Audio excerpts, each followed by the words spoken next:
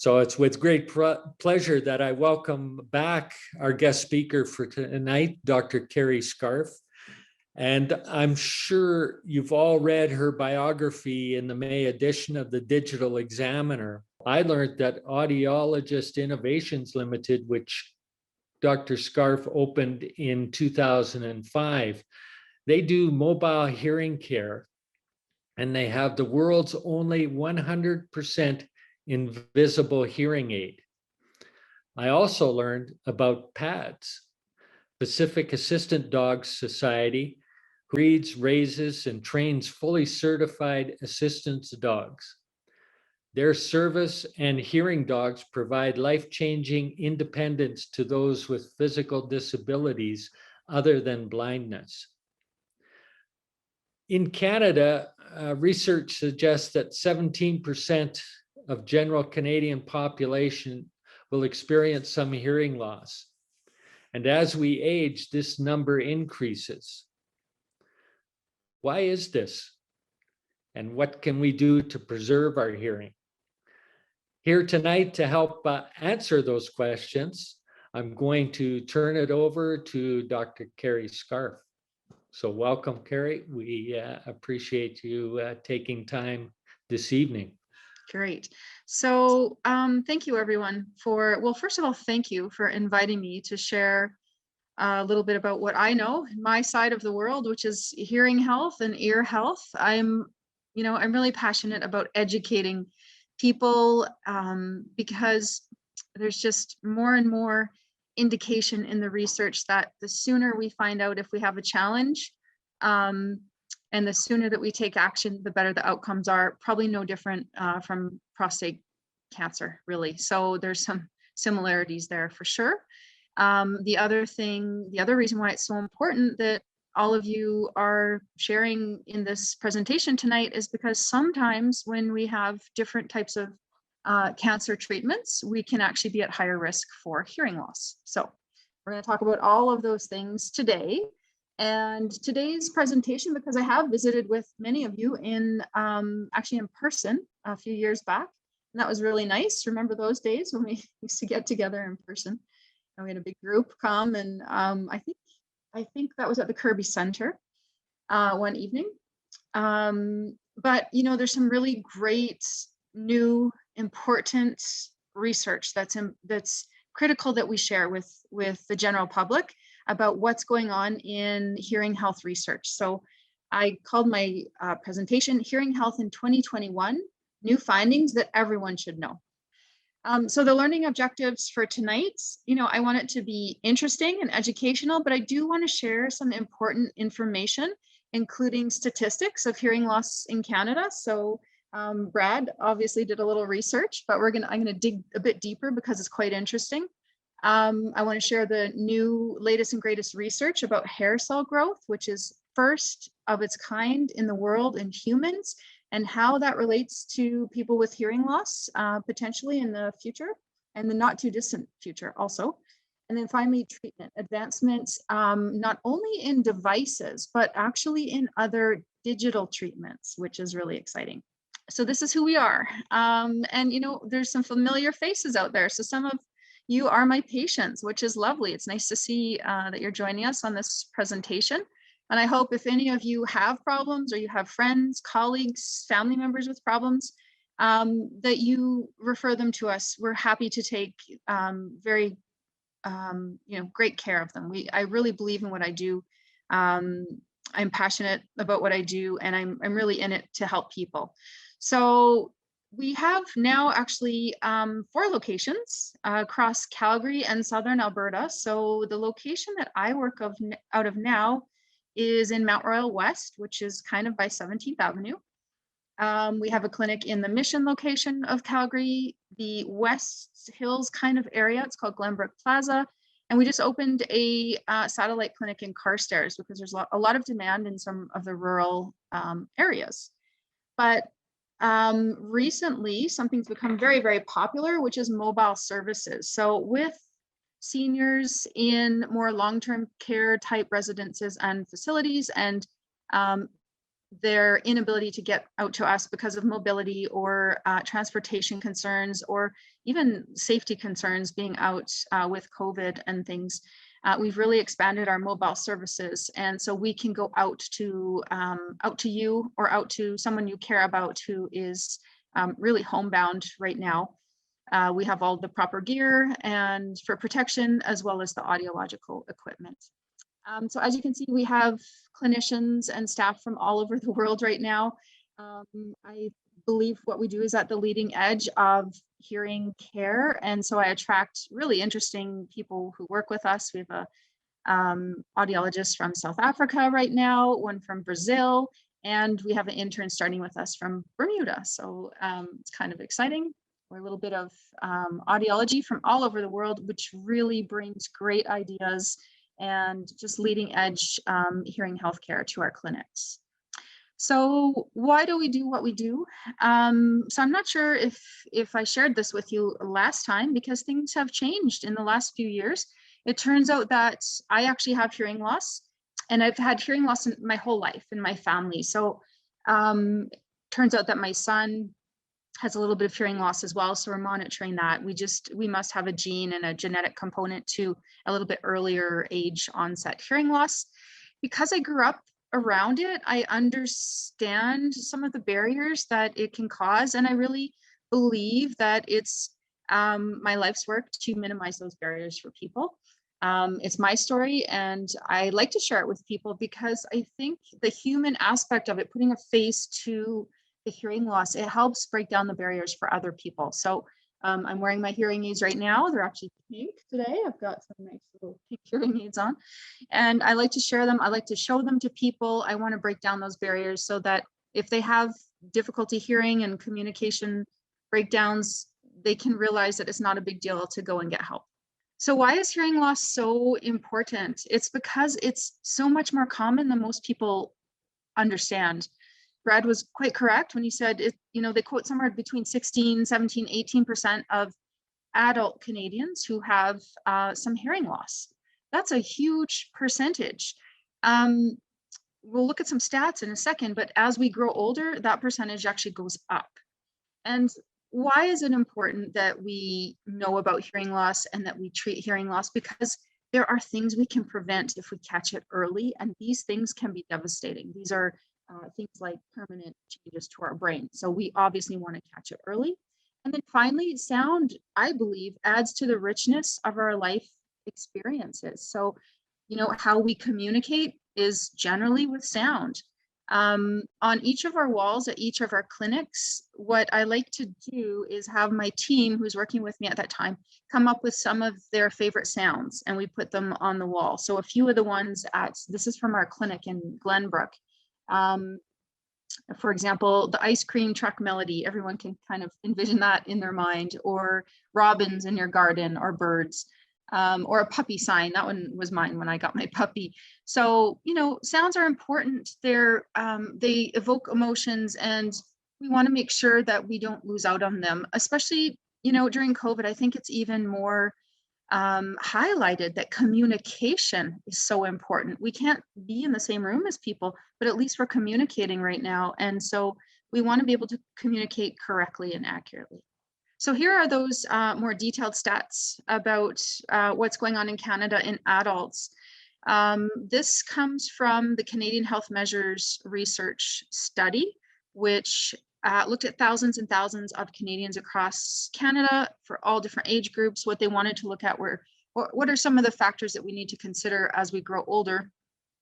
They looked at diet, they looked at vision, and hearing loss was one of the things they looked at. And what they found, which was perhaps no surprise to people who are in audiology like myself or in hearing science, but was quite surprising to the general public, was that almost 1 in 5 adults have enough hearing loss that it starts to affect your ability to hear speech correctly. So that is astounding. Almost 1 in 5 people aren't hearing what we're communicating accurately or correctly.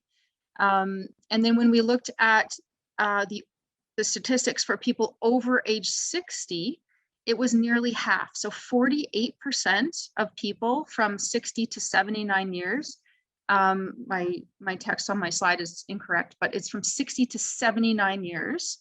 Almost half of those Canadians had enough hearing loss to affect their ability to hear speech correctly. And what was interesting was they didn't even look at people over 80, and that statistic would have been even higher. So we're talking about, a lot of people in Canada, and that's one of the reasons why you probably feel bombarded with, advertisements about hearing loss and clinics that provide hearing aids. And when you're on your smartphone and you're looking things up and they do the retargeting social media ads, they'll pop up with the latest and greatest hearing aid information. That's why, because there are so many people in Canada and North America and the world who have hearing loss. So it has become a big market for large companies to look at. This is really interesting too. So of the, let's say 18% of adults who have hearing loss, 48% of older adults who have hearing loss, of that whole entire group, when they looked to see if those people were aware of their hearing loss, 70%. So more than half, significantly more than half, were unaware that they had hearing loss. So that was the surprising part to a lot of people as well. And so why is that? There's a lot of reasons for that, but basically it comes down to the fact that hearing loss isn't generally sudden. It's generally quite gradual. It happens generally over the lifespan, starting anywhere from age 40, 50 in women or men. And it has to do with gradual deterioration of the little hair cells in our ears. So how do you know what you're missing if you didn't necessarily hear something as clearly as it used to be? You kind of get used to it. So it's often, I would say in the majority of cases, somebody in your communication bubble who actually will notice your hearing loss before you do. Our population is aging, and this is, one of the big factors that is cause for the fact that we are seeing all of these advertisements for hearing aids, for hearing clinics, those types of things. When we look at the statistics that almost half of Canadians over age 60 have hearing loss. And guess what? The majority of our population since 2016 is 65 or older. There's actually a larger amount of people in that age category compared to the younger age category for the first time ever in Canadian history. So we've got this high percentage of people who have hearing loss as they grow older, and we've got this big bubble of people who are growing older. So that's why there are just so many people with hearing loss in Canada. So why is it important to identify hearing loss early? Like I said, 70% of people who have enough hearing loss to affect their communication abilities are not aware of it. That's the first reason. This one's also interesting. On average, it takes people 7 to 10 years from when they identify that they might have some hearing loss to when they take action and move forward and try to improve things. And that's just too long given what happens to the brain and other parts of our systems of our body. And then, so these are some of the, what we call the comorbidities that can happen with hearing loss. So on one side of things, if we have cardiovascular concerns or disease, we are at higher risk of hearing loss. If we have diabetes type 1, we're at higher risk of hearing loss. If we're exposed to ototoxic medications, we're at higher risk of hearing loss. On the other side of the coin, when we have hearing loss, we're at higher risk for falls. We have a higher risk of depression and a higher risk of dementia. And that's a really important one we'll go into in a bit more detail. So the relationship between cardiovascular disease and hearing loss, people with cardiovascular disease are significantly more likely to suffer from hearing loss, especially those people who've had at least one heart attack. So essentially what happens is if the blood flow and the oxygen is reduced in what's going up to the ear, then we can have some deterioration of the ear systems, including the hair cells.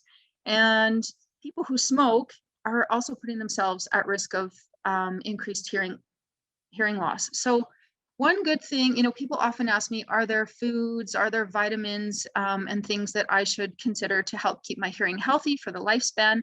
Well, one of the most important things you can do is to quit smoking.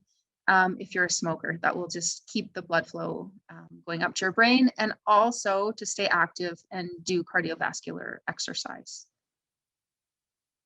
Hearing loss and risk of falls. So some interesting research came out of the Johns Hopkins School of Medicine in 2012. They did just a plethora of studies looking at hearing loss and comorbidities. And what they found was if people had hearing loss, they almost tripled their risk of falling. So why is this? A lot of people ask me why. It's because they're really losing some of the auditory cues of what's happening around them. And when we talk about how we balance in space, we have a number of different systems that are working. We have our vestibular system, which is also in our ear. We have our eyes. We have our tactile system, but we also have our auditory system that gives us information on where we are in space. So if we can't hear where our footfall is happening, or how high we are from the ground, then we lose some of those cues, and it leads us to be less balanced.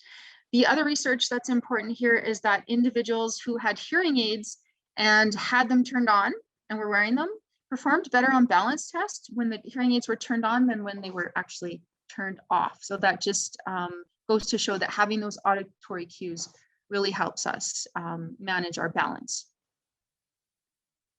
Diabetes and hearing loss, a really strong link. So hearing loss is twice as common in people who have type 1 diabetes. So, what the really interesting thing about this is that the general health community is not aware of this, and really people with diabetes, physicians, primary care, they don't do special testing for people with diabetes to see what the hearing loss is like. So that's one of my really areas of interest in the next few years, is getting this message out there to the proper healthcare professionals. And so why is diabetes and hearing loss so closely linked? Again, it's basically that our hearing depends on oxygen. It depends on a blood flow that's bringing oxygen to it. And high blood glucose levels can damage the vessels and nerves that bring these important fluids. Hearing loss and depression, another strong link. So in seniors, we know that depression is actually quite prevalent. It's actually thought to be at about 5%. And I'm sure right now with COVID, it's actually much, much higher, because seniors in particular are isolated, especially at the beginning of COVID, before they were able to get vaccinations. A lot of people were sheltering in place, essentially. They didn't have a lot of communication or interaction opportunities. But pre-COVID, we know from the research that having hearing loss and not having it treated, so it's called untreated hearing loss, those seniors exhibited a much higher percentage of depression, about 11%. The good news is that once we provide treatment for the hearing loss, we're able to improve this. And in patients who needed hearing aids and got them, the improvement in the depression was longstanding. So ototoxicity, this one is important for people who receive cancer treatments, particularly cisplatin. So cisplatin can degrade the hair cells that are in the ear. I'm going to show some pictures of the hair cells and explain how they work in a moment. But definitely, if you're going to be treated with cisplatin, you or someone you care about, it's important to get a baseline hearing test before and then get a hearing test after. And I just had a patient a couple of weeks ago, and we saw it's generally speaking the very high frequencies that are affected and deteriorated. So really important to get the test before and get the test after, and then we can take a look at what's going on. And it just gives us a little bit more information and an ability to think about the future and what we might want to recommend to people. Hearing loss and dementia. So this is a big topic in my world. It's really quite interesting because it melds together my two areas of science background and research, which is hearing health, audiology, and the brain. And so my background in audiology was actually looking at how the brain changes with different types of hearing loss. So I've been following this type of research for probably 15 years, 20 years, and I wasn't very surprised by the outcome, but the general public was very surprised. What this research refers to is the dementia commissions. So in probably about 2015, the dementia commissions, a group of researchers and universities put together a board, and they wanted to look at all of the research that was being done on precipitating factors and rehabilitation strategies for dementia, because dementia was so common.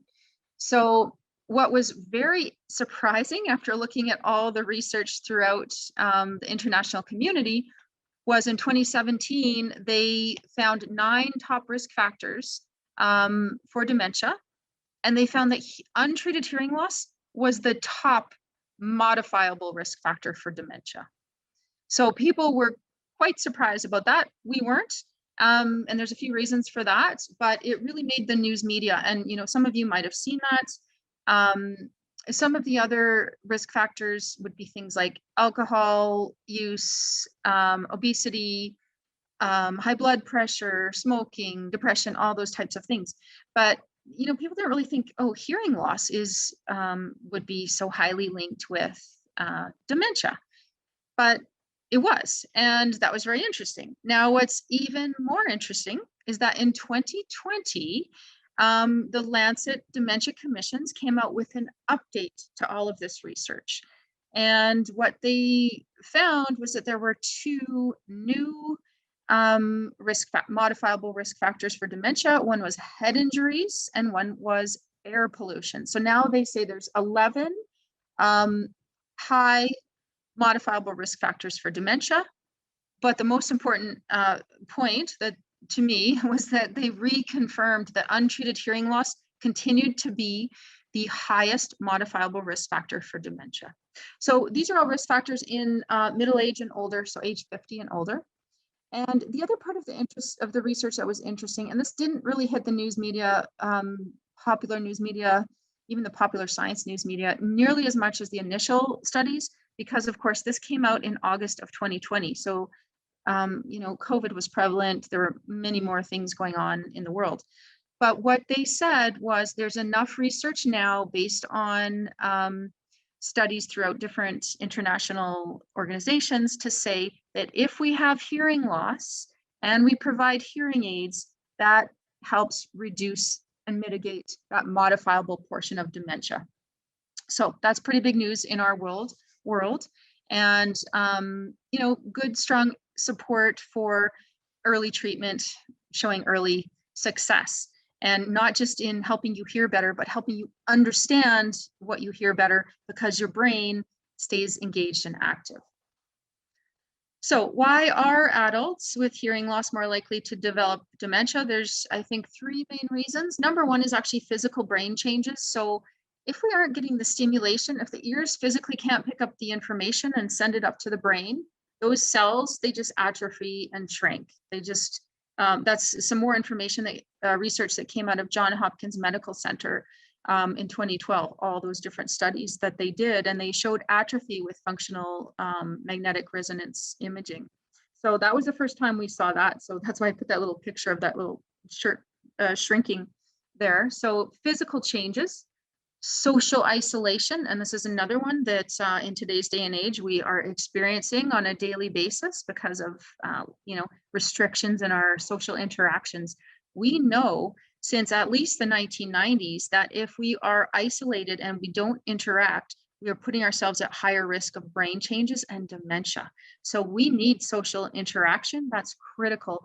And we know from hearing science and just from life in general, if you can't hear that well, you don't feel as confident engaging in those interactions, those, bridge clubs, those golf games, those after golf social times that you used to like, because you don't have the confidence to do that. So social withdrawal, social isolation is another reason why if we have hearing loss and we don't do anything about it, we're putting ourselves at higher risk for dementia. And then the final one, which is what we call cognitive load. There's some interesting research out of the University of Toronto, where they show that if we have hearing loss and we haven't improved it, we actually have to work harder and use more energy from our brain to help us strain to hear and understand what's going on. And that energy should and could and should have been used for other things like memory, making decisions, and executive function. So why do we get hearing loss? Here's the picture. So I keep referring to these little hair cells and things like that. This is a picture of our auditory system. So the top picture shows a cross section of our ear system. Sound travels down the ear canal. It vibrates the eardrum and the ossicles, which are the smallest bones in the body. They're just absolutely tiny. If you want to look at a picture of them, go onto Google after, Brad. I put a little picture of the 3 little bones on one of my Google posts there. They're absolutely tiny. They're probably 2 to 3 millimeters long. And those bones then in turn stimulate the fluid that's in our inner ear, in the cochlea. The hair cells are lining that cochlea structure. And think of them like a roll of carpet. Okay, so they're lining that cochlea structure. The hair cells send a message through the auditory nerve up to the brain when everything's working properly. In adults, the most common type of hearing loss is in the cochlear structure. So the little hair cells that are lining that structure, and you can see a close-up of some of them in the bottom picture there, they just wear down over time. So a good analogy is the tread on your tires. The more you drive, the more that they wear down. And that's simply what happens with age. In some people, it happens a little bit more significantly than in others. Some of the other pathologies we see, things like middle ear infections or a hole in the eardrum, or the bones can actually have bony growth, just like similar to how our eye lenses get extra growth and we have to have the cataracts removed. It's really no different. But those are much, much less prevalent. So the most common type of hearing loss is really from wear and tear of those tiny little hair cells. Yeah, and here's some more close up of what they look like when they're healthy in the top. And then if you look at the bottom right-hand side, that's what they look like over time as they wear out. You'll notice there's 2 different types. So there's the ones at the bottom are the ones that get worn down first, and then the ones at the top are the ones that get worn down second. Yeah, and some of them are even missing sometimes. So sometimes, no matter how loud, it's interesting, when we do a hearing test, no matter how loud we make a sound of a certain tone, it doesn't matter. It can't invigorate anything in the ear. Okay, so here's really the kicker. The most important research that's going on in my world in perhaps the last 30, 40 years.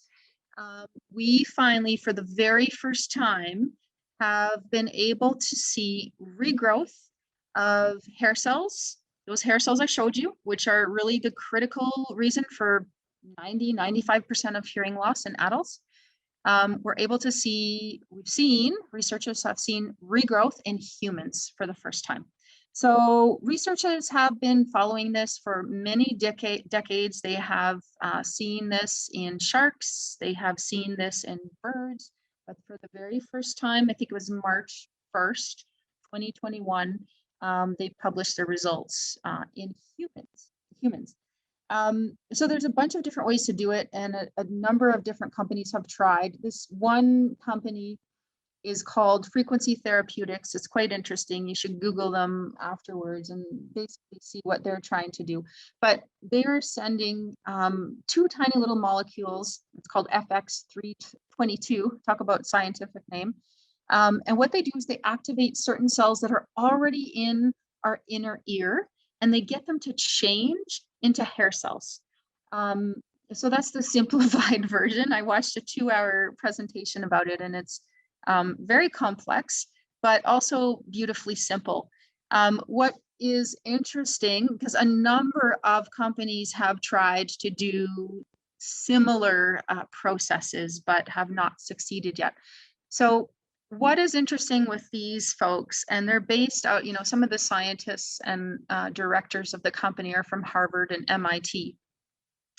For the first study that they published, they actually showed improvement in speech understanding for the first time ever. So people who had significant hearing loss had this injection. The hair cells were shown, they showed slides of how the hair cells regrew. Basically, like I said, the underlying cells were changed into hair cells.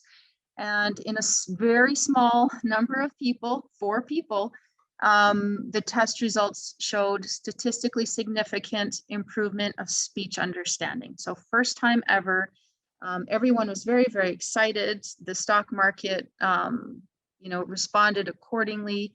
I watched the presentation on probably April 10th, around there. And then on April 11th, their second study came out. Their next, so well, here's a picture of what they're doing. So these underlying cells that are already there, they have them, because a lot of cells can be changed into different things at different stages in their development, and they have these cells regrow, not really regrow, but change into outer hair cells. But the disappointing news is that the day after I watched the presentation, their second study showed that there was no significant difference, a different group of people, but no significant difference between their baseline control group and the people with hearing loss. So the stock market responded accordingly. And things are yet to be seen with where they're going. They have a number of studies ongoing with different groups of patient populations out there. I've been following this type of research for many, many years, and I feel like if this is going to happen, because we've been talking about it, and as a professional in audiology, we always say, what if we could do this, right? We've been talking about it for decades. And I feel like this is the group that's going to crack this. I really, really do. So we're going to get there. We just don't know when. And the fact that we are going to get there at some point really has important implications for people who have hearing loss today and right now. Yeah, so here's the preliminary results. Yeah, like I said, it was very good in the first study. The word discrimination improved, which was, almost unbelievable. The next study, no significant difference. So the future remains to be seen, but the potential is there, absolutely. What is really interesting is what they're showing is, actually, if you wouldn't mind going back to the last slide just for one more moment. So what they're showing is generally regrowth, the ability to do regrowth in the higher frequency regions, because it's easier for the molecules to enter the cochlea right near the entrance. And that's where the highest frequencies are. So what they anticipate is that, yes, we will theoretically eventually be able to regrow some hair cells in the very high frequencies.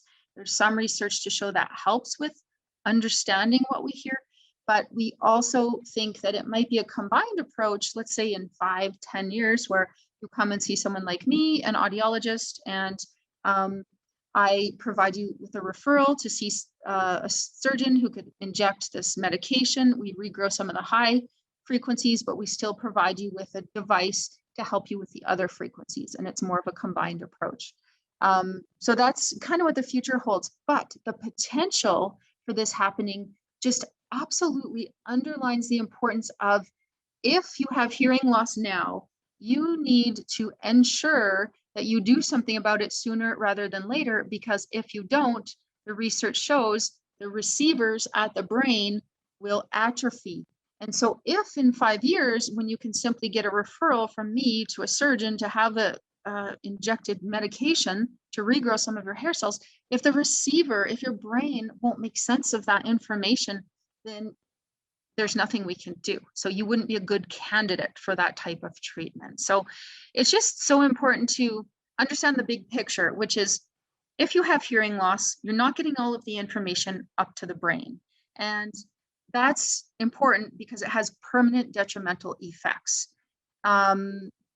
If you have hearing loss and we provide treatment, whatever kind of treatment you might need, then we're keeping those connections and the stimulation working so that we keep the cells intact and able to understand what they hear, so that we are open to possible scientific applications in the future. So when people come in for testing, and I know some of you have been in for testing, there's a few things to know. There's really quite basic testing, which is a starting point, which is something like this. It's what you get at the average, clinic, where you'll get screened and people go into a booth and they ask you when you hear different sounds. If you think about the piano keyboard, there's different tones of sounds, and we try to figure out which ones you can hear well, which ones you can hear less well.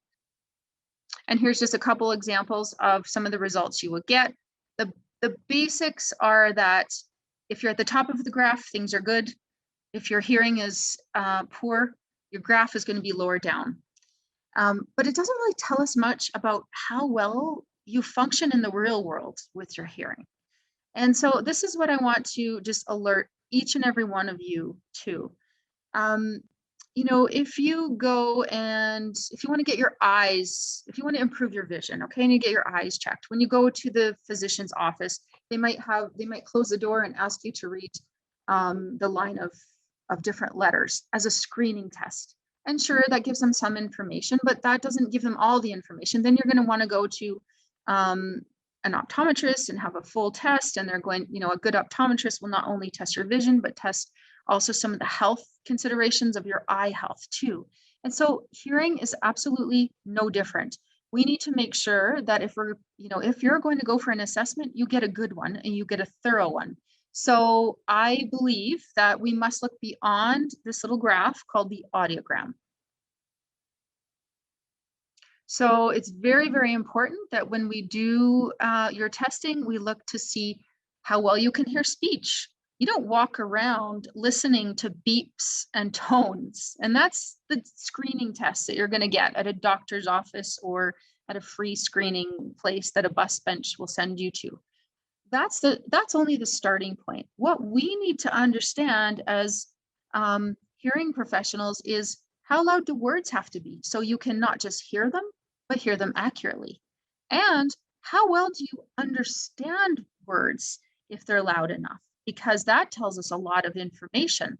Sadly, if you've had hearing loss for a long time, or if you have certain disorders, even if we make sounds loud enough that you should theoretically hear them perfectly, you don't. So we need to make sure we assess your understanding of speech and words. And finally, in my opinion, probably the most important test, because it is the reason why most people come in to see us, is a listening and noise test. Most patients report this as their first symptom of hearing loss. So when you go into a crowd, or if you're in a restaurant or a pub, which we're not in right now, but in normal times we are, a lot of people find that can be hard. The background noise makes it more difficult for them to hear the person they want to hear, and that is a sign and a symptom of hearing loss. So I believe if that's your main concern and that's what you're noticing, and then you go in for a test, but they don't assess that, then it doesn't really add up. It doesn't make sense. So a listening and noise test is an important part of your thorough hearing evaluation.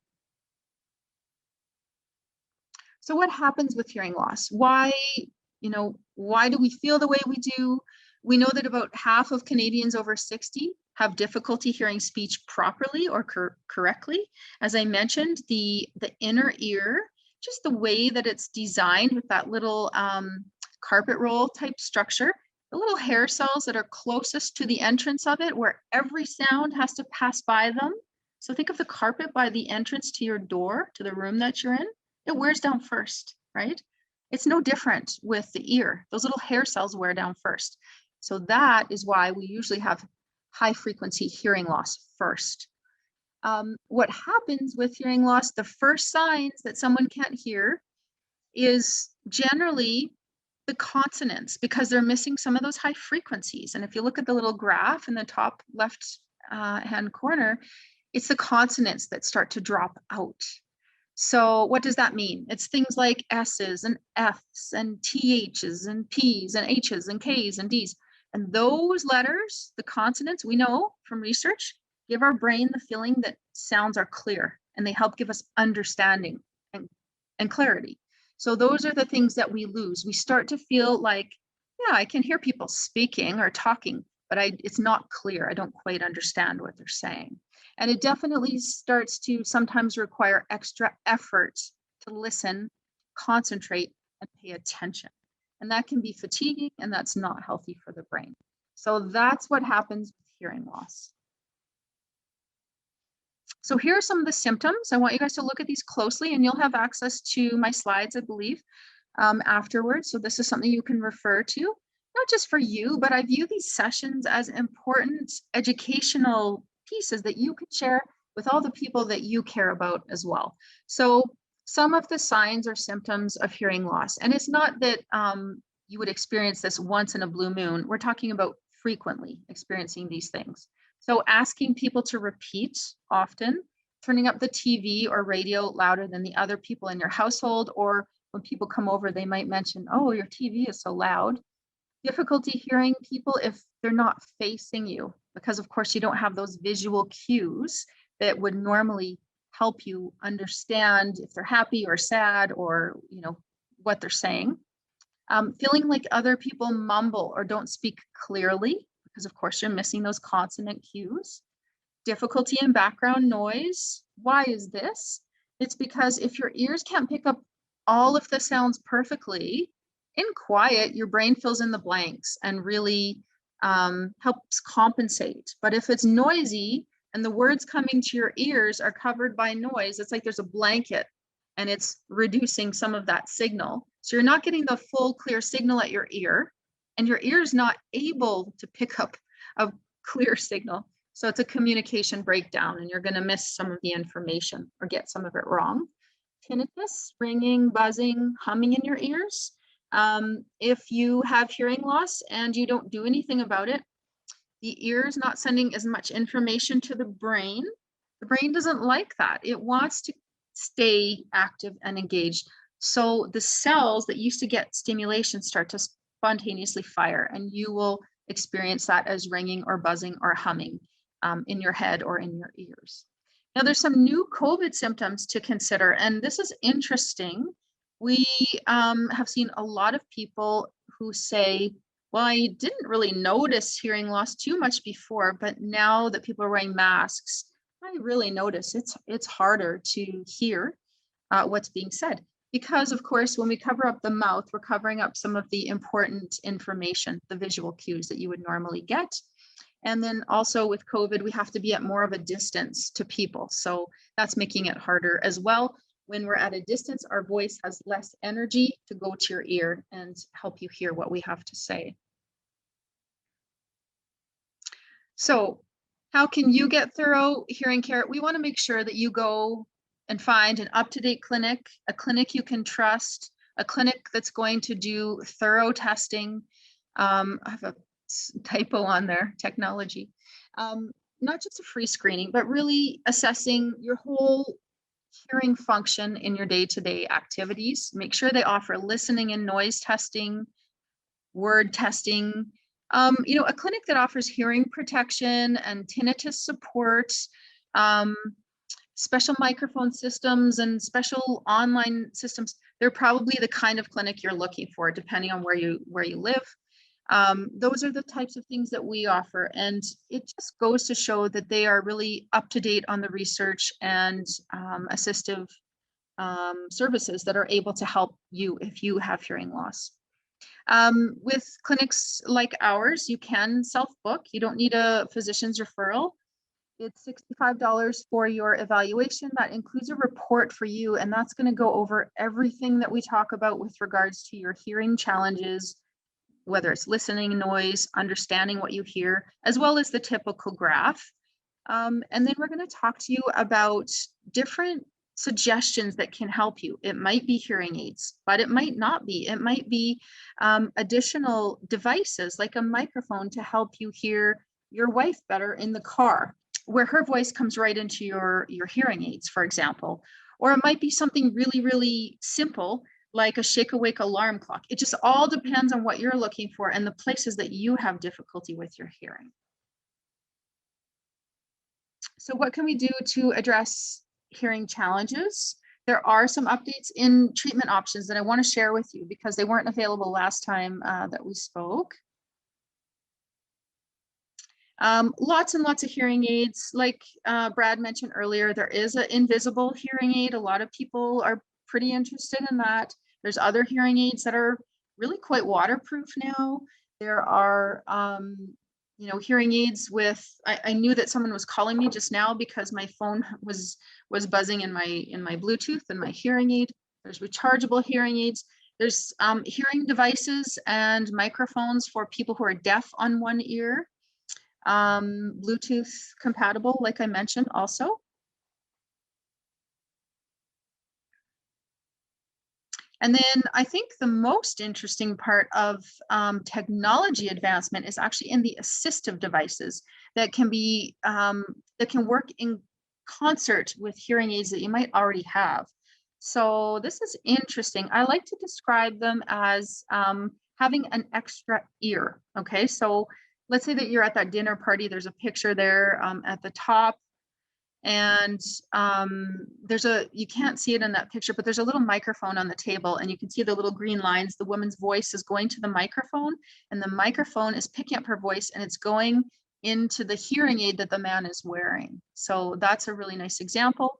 On the left, you can also see the young woman who's wearing the device around her neck. So she's having a conversation with her friend, and the friend is wearing the hearing aid. So the young woman's voice is going directly into that girl's hearing aid. So it functions like you have an extra ear. And for the first time, we can really help people who have trouble in more, not large group situations, but small groups, maybe, 4 people, 6 people. These microphones are quite advanced. They're quite directional. And I like, as I mentioned, to describe them as an extra ear. So wherever that device is, whether another person is wearing it, your spouse could be wearing it in the car, or you could have it on a table, it's going to pick up the voices and deliver it directly into your ears. So that's a big advancement in our field because it cuts through the distance, and it also consequently cuts out the noise. Hearing aids are great if the sound arriving at the hearing aids is a clean signal, someone talking in quiet. Hearing aids can do a lot to improve that. But if the sound arriving at the ears has a lot of muddling noise, hearing aids still have a lot of trouble dealing with that. So if the sound getting to your ear is directly from a microphone that is picking up someone's voice, whether from a table or whether from a lapel, it's a lot cleaner signal, and it is much easier for your brain to hear and to understand. This is really exciting. So rehabilitation options, this is one area that I have launched into at different points in my career. There's a lot of research to back this up. So the idea is when you have hearing loss, and you've left it for a long period of time in particular, which a lot of people do, most people wait 7 to 10 years, it's harder for the brain to recognize the new sounds that the hearing aids provide because it's been a long time. And, it's, for example, hard to distinguish the sound of an S compared to an SH. Well, research from the University of Washington, among other institutions, University of Toronto, shows that as long as we have enough capacity at the brain, and we can test that, we can actually tune up the listening cells at the brain to recognize sounds that are close together more accurately and more quickly.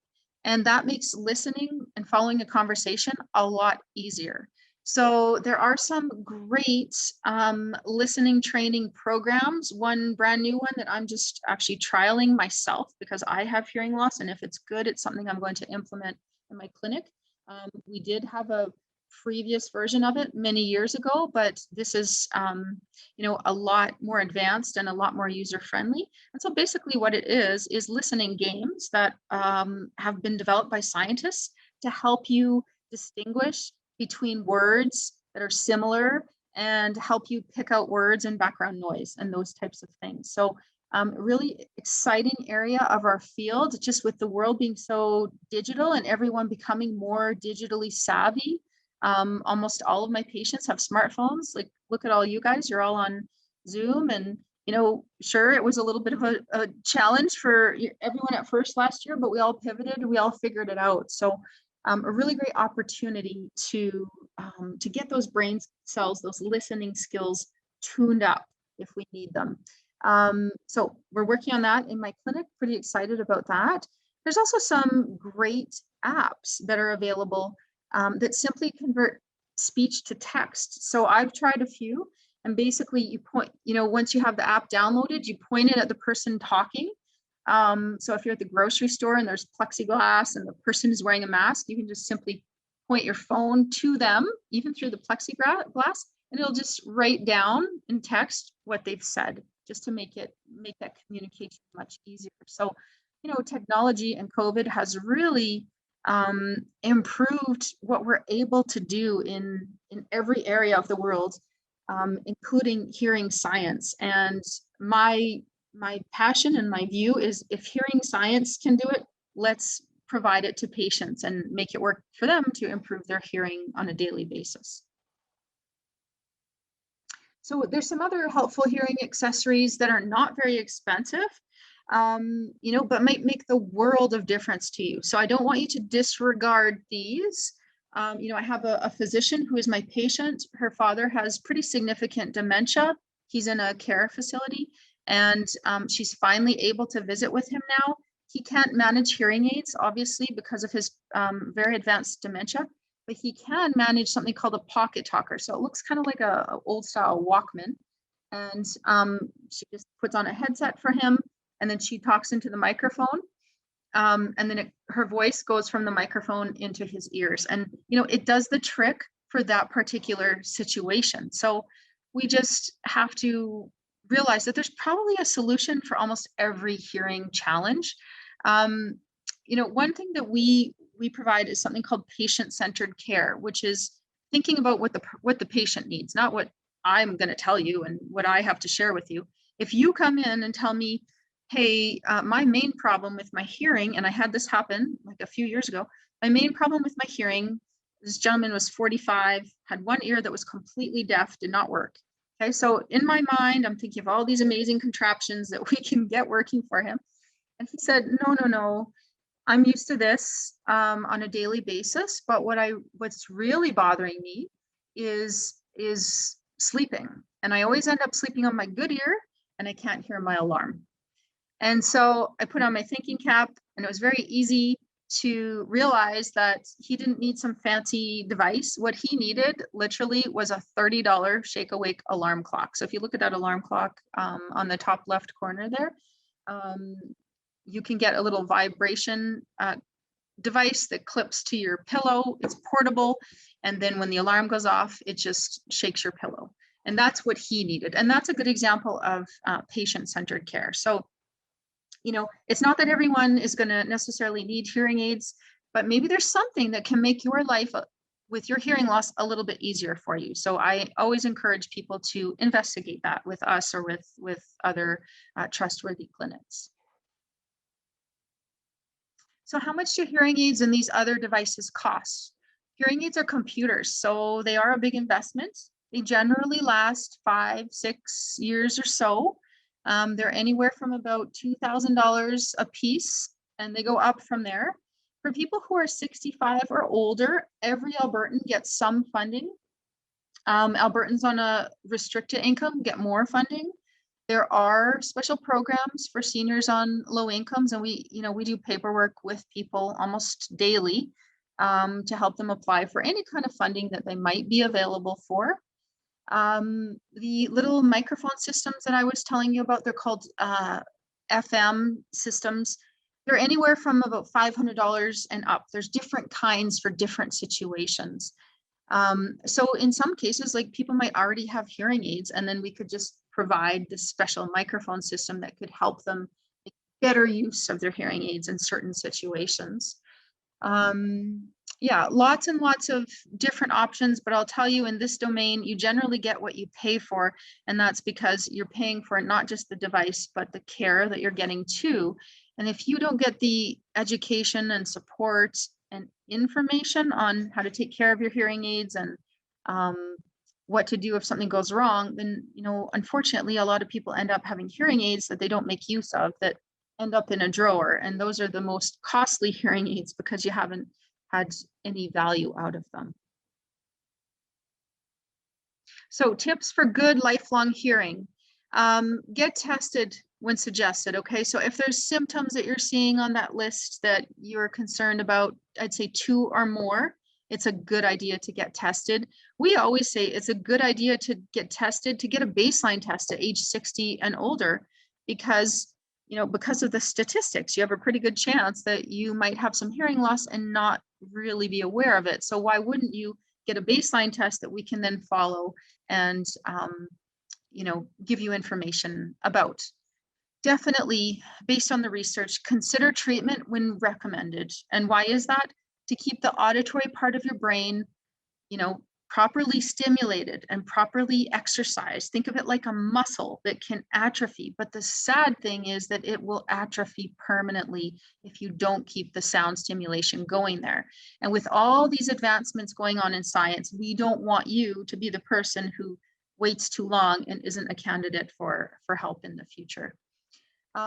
For any of my hearing aid users who are out there, or any hearing aid users out there in general, keep your hearing and your listening skills up. Even if you're at home alone, I definitely strongly recommend you wear your hearing aids, okay? There are sounds around your house, whether you think there are or there aren't. There's your breathing, there's your footfall, there's your fridge running, there's, you know, the creaking of your house. All of those little sounds are really important because your brain learns to actually ignore them. Then when you go out into the real world, your brain already has some practice at filtering things out. And when there's more sounds that you aren't used to, it knows how to handle that. Definitely wear your hearing aids consistently if you've got them. And what I mean by that is morning till night. Try to work around them. So, you know, I have some physicians, like I mentioned, who are my patients, and they have stethoscopes. So instead of not wearing their hearing aids at work, we get them to wear their hearing aids. We've got little clips and they just pop out their hearing aids. The hearing aids just hang down, put in the stethoscope, take out the stethoscope, put in the hearing aids. So work around your hearing aids. Or if you have to use a chainsaw at the cabin and you were wearing your hearing aids, put the hearing protection over top of your hearing aids. Why do I recommend doing things this way? So that you get in the habit of always wearing your hearing aids, not taking them off and losing them. And on that note, with masks, you have to be particularly careful not to dislodge the hearing aids when you take off the mask. So, you know, just keep that in mind. Go a little bit slow. Sometimes when I get in my car after I go grocery shopping, I just want to whip off my mask, but my hearing aid has gone flying a few times. So just go a little bit more slowly and make sure your hearing aids are still there after you remove your mask. I'm happy to always do these kinds of presentations because I want to be a resource for hearing health. If you have any questions, please reach out. You can look at our website. You can look at, you know, I have YouTube videos that are about 1.5 minutes to 2 minutes each that are on all sorts of topics of hearing health. But remember, your hearing evaluation should be more than just a screening. Our team is definitely at the leading edge of hearing health. It's fun to be at the leading edge, so that's why we're there. We learn from our patients, we learn from our presentations. A lot of the things that I talk about even in this presentation today, I learned from other people asking me. So please contact me with questions. I am more than happy to answer them. And then, yeah, we've got 4 locations. So Glenbrook Plaza shown at the bottom, Mission shown at the top right-hand corner. I'm working out of Mount Royal West there. It's right above Canadian Tire, which is kind of funny. There's a Canadian Tire sort of downtown, an urban fair. If you haven't been there, you should come check out the urban fair. It's a very nice grocery store. And then we also go, if you look at the next slide, we go to Carstairs on Tuesdays. And so that's my colleague. He takes the van out there. We work out of a clinic there called the Carstairs Denture Clinic. And of course, we do our mobile care to people who can't come to us. So that's, you know, been very popular during COVID. Yeah, and please sign up for our free educational newsletter. So I do videos about once every 2-3 weeks. It's nothing too frequent. And it's just little things about hearing health, tidbits. It's great for people who have hearing loss or hearing aids. Our website has lots of educational information about hearing health. And then the YouTube channel, like I mentioned, lots and lots of videos that are maybe 2 minutes in length that you can just take a quick look at if you have any particular question about hearing aids, hearing health, hearing loss, anything at all. So thanks you guys for your attention. I'm more than happy to answer questions. Good. Well, thank you, Carrie. That was excellent. And guaranteed 1000%. I learned more from you tonight than I learned on Google the other day. So well done. Thank We you. appreciate you taking time. Thank you for You're welcome. sharing your knowledge. And I had one question. I was just wondering if Alberta Health, is there any situations where they might cover some of the cost on hearing aids? And so that's a great question. So the funding that I was referring to is really through Alberta Health, but it's designated and provided through Alberta Blue Cross. So most of you have at least the free level of Alberta Blue Cross. Well, everyone does actually. And so that's the program that I was referring to. So I'm my clinics are designated providers of that program. So all you have to do is show us your healthcare card and you would automatically qualify for $900 of funding towards hearing aids.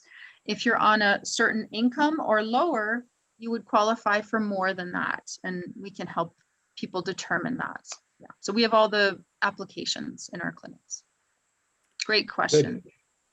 Yeah, thank you. Thank you, Dr. Scarff. I don't know whether you can hear me. Mm-hmm. I enjoyed your presentation very much.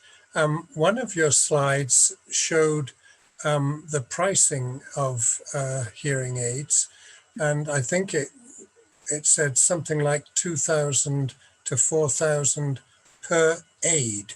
So that's one in here and one in here. So if it's a $4,000 aid, then you're really up to $8,000. Am I right in interpreting that?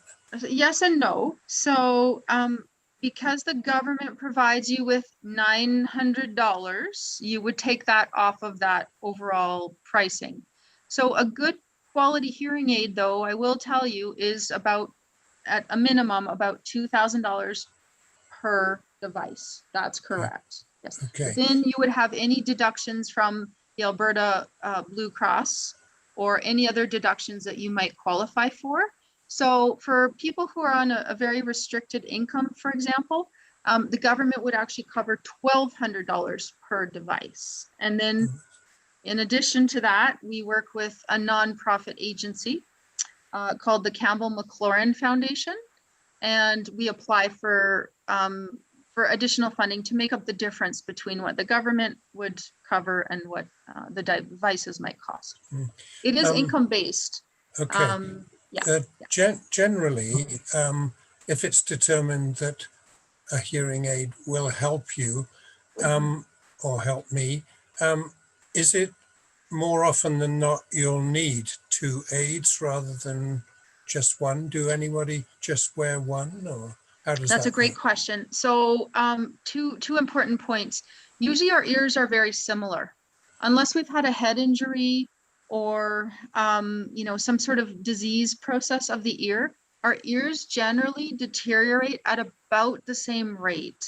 So we generally recommend 2 hearing aids because most people generally have hearing loss in both ears. But it is common, sadly, that many people might only have 1 hearing aid because of cost. So one of the things that we developed was a program where if you need 2 hearing aids, but you can only start with 1, we actually provide a hearing aid for 1 ear that is modifiable to be used in the other ear at a different period of time. So what we do is prescribe the hearing aid to one ear for 2 weeks, and then prescribe the hearing aid for the other ear for the next 2 weeks. And the reason why is because if you're only getting stimulation to one side of the brain, the other connections actually deteriorate. The research is very clear on that. So we've got ways around dealing with the fact that, yes, hearing aids are a big investment. Not everyone can start with 2 hearing aids right off the top. Yeah. Great question. I'm hogging the microphone at the moment, but you might be amused to know that my wife and I, we're both over 75 years of age. And I'm sure, I mean, we've had our ears tested in the last couple of years, and they're not that bad, really. Okay. But we have a rule in the house now that if you can't see your partner's lips, then don't talk. So, and it really helps because I'm sure watching the lips and the fact that you're a lot closer rather than one person in the basement trying to communicate with somebody in the bedroom. Anyway, you might be amused by that, but it's a rule that works well. Yes, that should be a marriage rule for communication. Yes. So actually, we actually made little handouts. They're about this big, and they're communication tips. And one of the tips, well, you hit 2 of the tips right on the head. Number 1 is you need to face the person when you're talking so that they can see your lips and so the sound goes to their ears. And number 2, you have to be in the same room as the person. So you've figured that out already, which is fantastic. So those are called communication rules or communication suggestions. And those are some of the things, they sound very simple, but until you understand why, not everyone gets them and not everyone practices them. And so those are some of the things we go over. If you were to come in for a baseline test and you only have a very minimal amount of hearing loss, you're not ready for hearing aids yet, those are some of the things that we would actually share with you and explain why they're important. So that's wonderful that you do that. Yes. Well, maybe some of the other listeners would benefit from that. I don't know. Absolutely. Yeah, Brad. Carrie, thank you for the present. That's great. Thanks for the presentation. I thought it was very interesting. I wear 2 hearing aids and have worn them for several years. Great. The latest ones I've had for about probably 4 years, something like that. Mm-hmm. And I wear them all the time, like good. Basically all the time. Mm-hmm. But they're 4 years old. Is there, has there been significant advances in hearing aid technology from, say, 4 years ago that might make it worth for me to look at getting something more recent? Yeah, so that's a great question. People ask me that all the time. So I want to explain or just reiterate that hearing aids are computers. So the hearing aids, the most recent ones that came out that I'm wearing right now do something like 10,000 calculations a second. And the ones I wore 2 years ago maybe did 1,000 calculations a second. So you can imagine all the things that they can do. Now, that doesn't always mean that it's going to be noticeable to you. So looking at your hearing loss and your hearing function is the best way for us to tell if the advancements would be usable for you and helpful for you. But I will say, like, I'm always wearing the newest, latest, and greatest because every company wants me to wear their devices, right? And I notice a difference in what I have today as compared to what I wore last year. So that probably tells you a lot. Yeah, absolutely. No question. Is that in terms of primarily your speech comprehension and stuff like that, or? Yeah, I would say my speech comprehension of soft speech, especially like if I'm outside at a cafe and noise or something like that. Yeah, absolutely. Yeah. It's just easier in those harder situations. Yeah. So it would be, so I'll tell you one thing that we do that is pretty useful and unique that you might be interested in is if you have hearing aids already, we can certainly put you in some new technology and you can do kind of a test run of them in some different situations and see if you notice a difference. Yeah. That would Okay, be, thank you. yeah, you're welcome. Good. Robert Good has had question, his Greg. hand up for quite a while. So A couple of questions. What's the speech to text app that you use that will be compatible with an Android phone? which this, I'm sorry, which What app? Speech to text. Yeah, app is called application? AVA. Yeah, AVA. So AVA. look, yeah, AVA. Look for the AVA app. The App Store, I think, has it, and also the Play Store. You can get it on both. It's free for like your first, I don't know, 100 uses or something, and then it's something like $3 or something. Okay. So you can try it for free, essentially. It's quite handy. Thank you. You're And welcome. regarding Bicross hearing aids, how Mhm. can you manage to keep the slightly deaf ear stimulated when you have Bicross? Because one becomes a microphone and the other one That's becomes right. ear. You can't. You can't. Are you just giving up on the one ear and say this one, no, That's no? exactly right. Yeah. Yep. But I will tell you that stimulating something that's doesn't comprehend anything is probably not necessary anyway. So it's very important that you get a good test of the ear that is not functioning to make sure that your word understanding is too impaired to be of any use. Yes, okay. So I believe that's my case. So Okay. what's the likelihood or the possibility to get a cochlear implant in Calgary for someone who is deaf only in one ear? Is this something conceivable? No, no, no. So I have lots of patients like you. It's really interesting. People who have one ear that's completely unusable. And so what I mean by that is even if we make sounds extremely loud, the nerve and the connections to the brain don't function enough that you can understand sounds. Okay, so if that's truly the case, instead of doing stimulation to that side, we have two main options. One is, like you said, a Bicross system. I don't love that system. I did a lot of research on it. I actually helped develop the system in Canada many years ago. It works for certain situations. If you want to hear your spouse, who is always the driver, and your deaf ear is on that side, that would be the perfect situation where it could work quite well for you. But if you're more active than that and you want to hear in different listening environments from different locations, then I highly recommend an FM system instead, with a hearing aid on your better ear. Okay, and then you think of that microphone as another ear. And wherever that microphone is, it's going to send the sound actually to your good ear, but your brain will understand what it's hearing. So could you put an FM system on your clip on your near your bad ear? And Yep, we'll pick up the sound? absolutely. Absolutely. But then you have options. Instead of just having the cross system, which is always there, then you move it in front of the radio, or you have your spouse wear it in the car, or you put it on a table when you're at a restaurant. So it's much more flexible. So I believe the Signa hearing aids have this option with iPhones and iPads.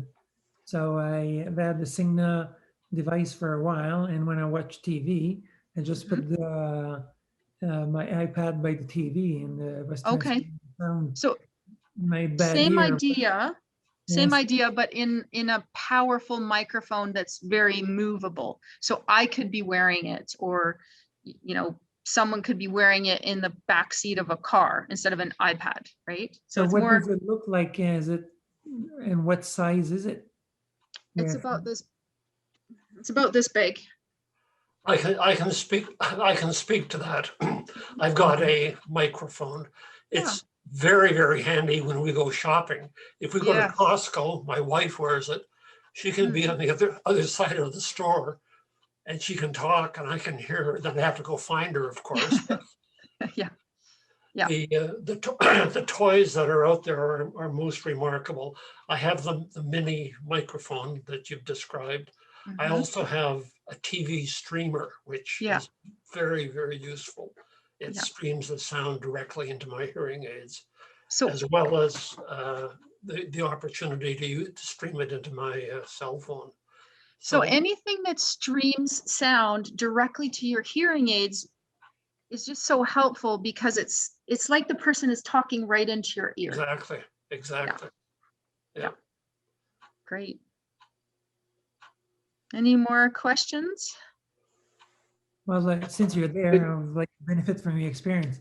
Like I've tried a Signa hearing aid in my left ear, and I tried a Phonak hearing aid because it was more Android compatible.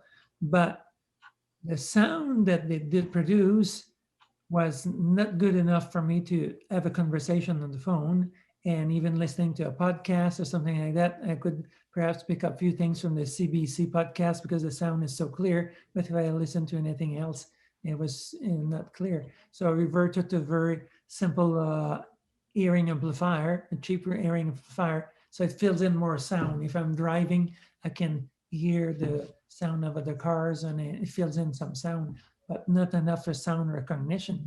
So for speech recognition, for speech recognition. So what do you think is the best option for me, considering that I have a limited hearing loss right here, but still quite good comparison to the other one?